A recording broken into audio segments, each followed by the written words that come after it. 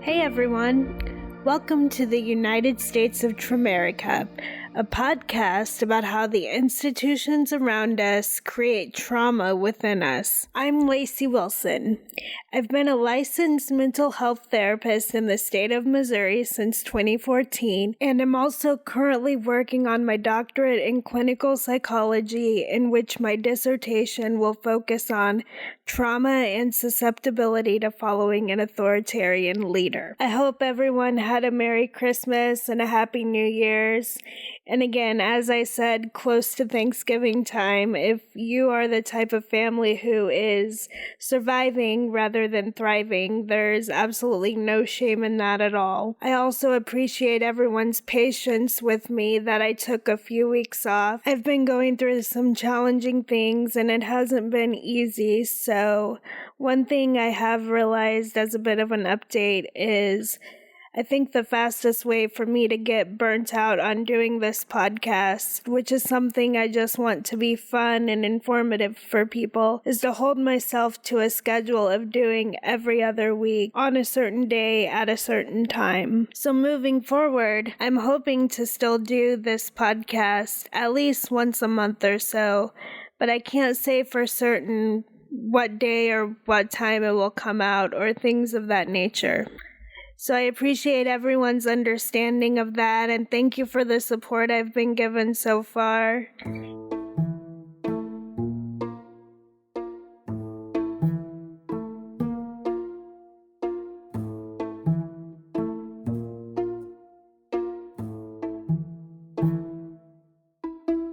And let's get into today's topic, which is opening my DSM-5 and telling you the actual diagnostic criteria for how we diagnose post-traumatic stress disorder. As a little bit of history, the DSM-5 stands for the Diagnostic and Statistical Manual of Mental Disorders, and it's published by the American Psychiatric Association, and it's currently on its 5th edition. This newest edition, which came out in the past year, also has a text revised version, which is where they updated a few of the diagnostic criteria for the various disorders. So in professional settings, we call it the DSM-5 TR for text revised. These books come out every few years. I think the DSM-5 came out in 2013, if I remember right, because it was while I was in graduate school, which was interesting because we learned our psychopathology classes on the DSM-4 TR, but then we had to switch to the DSM-5 in the middle of it, which got kind of confusing, and there were a lot of big changes between the 4 TR and the 5. The DSM in general can be thought of as the Bible of mental disorders. It lists every single possible diagnosis that one could meet the criteria for, and then goes into how do you diagnose this specific affliction. It's categorized into subsections such as neurodevelopmental disorders, anxiety disorders, impulse control disorders, personality disorders. The DSM evolves and changes over time, with experts in the field deciding which will go into the next version of the book, and it's not always without controversy. For instance, it was up until, I believe, the DSM-3 or 4 that homosexuality was still considered a mental disorder. So post-traumatic stress disorder specifically falls under the trauma and stressor-related disorder category, and other diagnoses within this group include reactive attachment disorder, disinhibited social engagement disorder, acute stress disorder, adjustment disorders, and prolonged grief disorder. For purposes of today, we're going to be going over post-traumatic stress disorder specifically, and I will walk us through these symptoms one by one and explain how we match them up to what the person is experiencing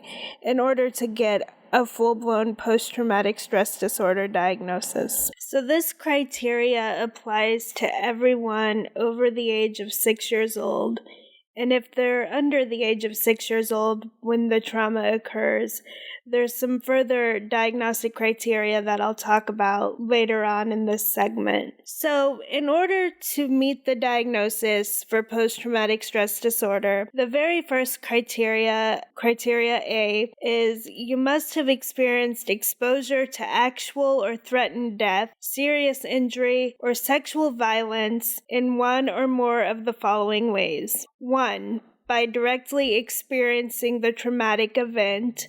So this is something which occurs directly to you. 2. By witnessing in person the event as it occurred to other people. So this would be witnessing one of those awful things happening to somebody else that you were with at the time. 3.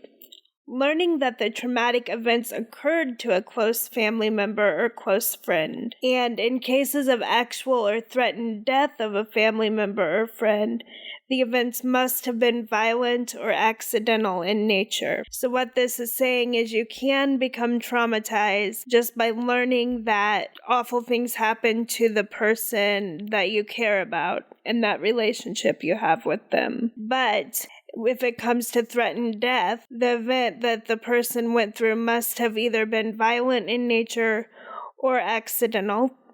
4. Experiencing repeated or extreme exposure to aversive details of the traumatic events. And this happens a lot of times with first responders who are in charge of coming upon the scenes of accidents, or perhaps people who have to collect human remains, police officers repeatedly exposed to traumatic situations that people go through. It can also be, I've heard of children's division workers who are exposed to child abuse, oftentimes having PTSD. And so it does make a note here. The criteria does not apply to exposure through electronic media, television, movies, or pictures unless this exposure is work-related. But I have some thoughts about that. We know that after 9/11, for instance, there were people all over the country who were experiencing signs of trauma in their lives. And of course, not all of them, or I would say the vast majority of them, weren't there at ground zero experiencing the people falling out the windows and the planes repeatedly hitting the buildings. And so I don't entirely agree with this, because I think it is possible to be traumatized just by watching things repeatedly on TV. And I also argued last week when explaining what trauma is, that I think trauma can go more in depth than just needing to revolve around death, serious injury, or sexual violence. We know that there can be traumatic losses of jobs. There can be traumatic losses of relationships. There can be traumatic loss of a dream even. And so I would argue that PTSD could go much further than even what the diagnostic criteria requires in order to say that you meet the criteria for PTSD. But I'm also not the one making these rules. So anyway, so the next series of criteria B, these are the kinds of symptoms that you actually have to display in order to say, yep, that person looks like they have PTSD. So according to the DSM, you have to have present at least one or more of the following intrusive symptoms associated with the traumatic event that occurred, and it has to begin after the traumatic event happened. The first one is recurrent, involuntary, and intrusive distressing memories of the traumatic event. This is like where you can't get the thought out of your head. You're always thinking about it. You're always alert. There's nothing you can do that stops you from thinking about it. The next one is recurrent distressing dreams in which the content or the affect of the dream is related to the traumatic event. I don't take a whole lot of stock in dream analysis in general, but if you're having nightmares in which the event that happened to you is reoccurring constantly, that's usually a pretty good sign of PTSD. And There can also be dissociative reactions, such as flashbacks, in which the individual feels as if the traumatic events were reoccurring. They actually can sometimes act out these traumatic events. The way I've heard flashbacks described, and I've never actually had one myself, but the way I've heard them described is you're literally reliving that moment all over again. It's like you're there in that moment and in that situation all over again. The next symptom is intense or prolonged psychological distress when exposed to internal or external cues that symbolize or resemble an aspect of the traumatic event. In layman's terms, this is just triggers. The things that trigger you into having thoughts about the trauma that occurred. A common one is balloons popping or fireworks can sound like gunfire. Or I once heard a story about a woman who her screwdriver, which is orange juice and vodka, her screwdriver was roofied essentially, and the smell of oranges would drastically trigger her to go back into the moment of her trauma where she was sexually assaulted. The next symptom is marked physiological reactions to internal or external cues that symbolize or resemble an aspect of the traumatic event. This is how you become hyper alert, or you start sweating, or you feel fearful. Like you can feel the symptoms in your body. So the next criteria C, involves avoidance of stimuli associated with the traumatic event. So, and again, this is after the traumatic event occurs. You avoid or make efforts to avoid distressing memories, thoughts, or feelings about the traumatic event. And it's actually really kind of a paradox to how you're not able to stop thinking about the event.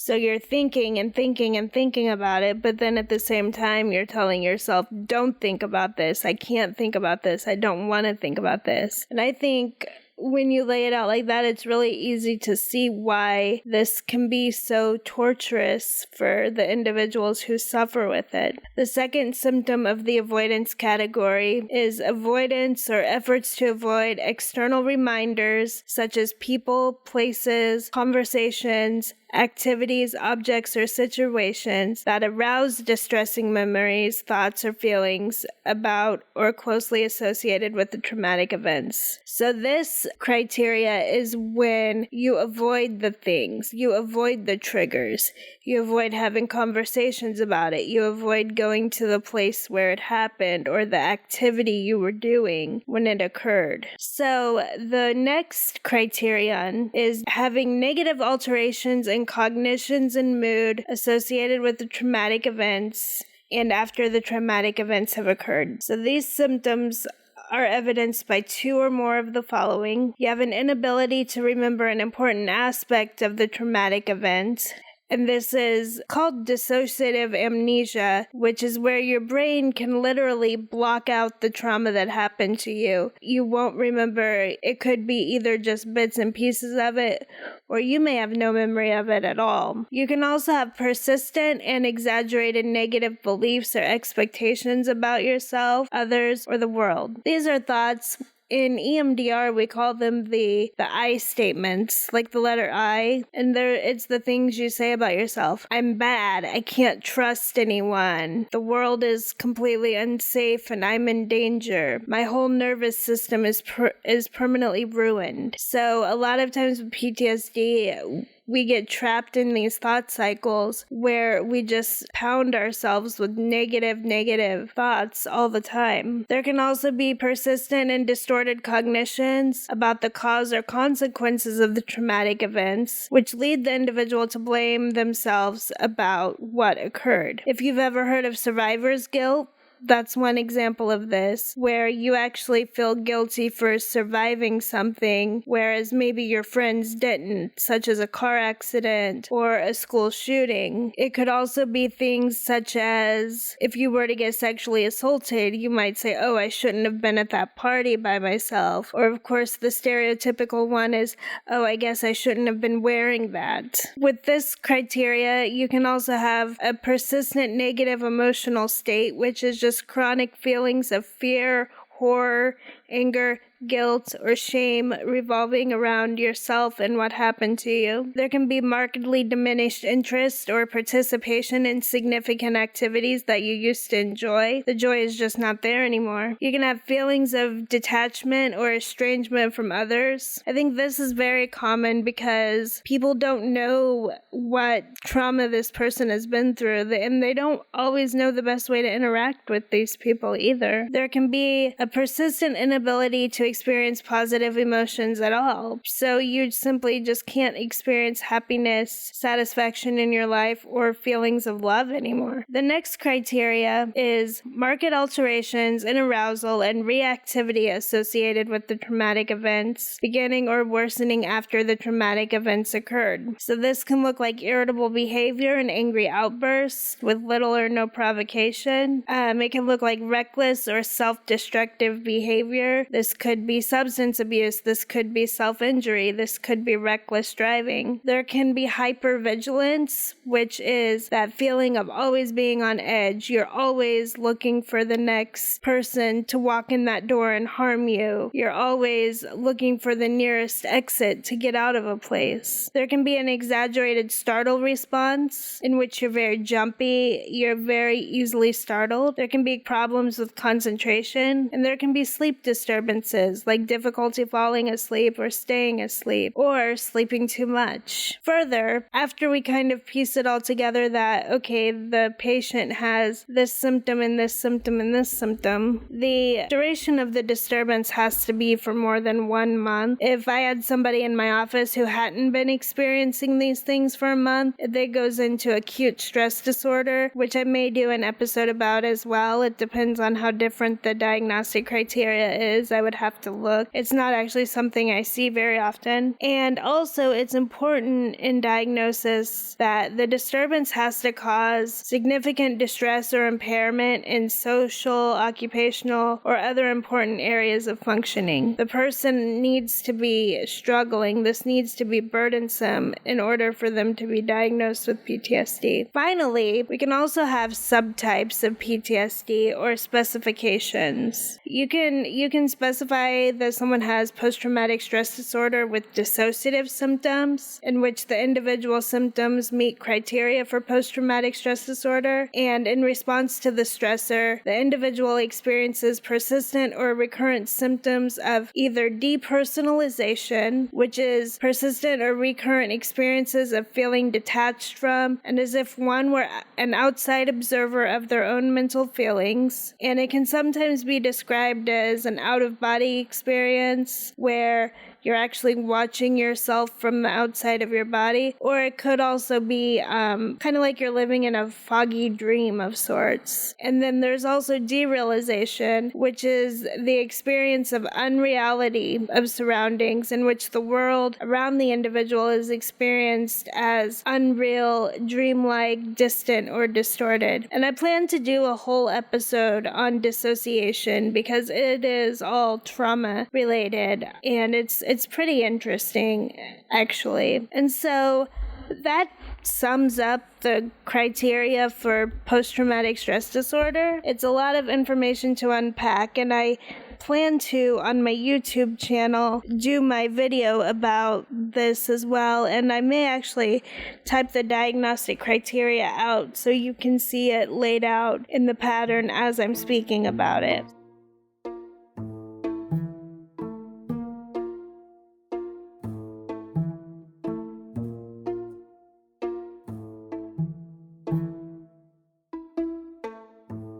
So, thank you for listening. Next week, I plan to talk about the symptoms of PTSD in children. There are some similarities, but there are some differences as well. And so, thank you for listening. Thank you for being patient with me as I get back on track with things. I look forward to talking to you guys next time.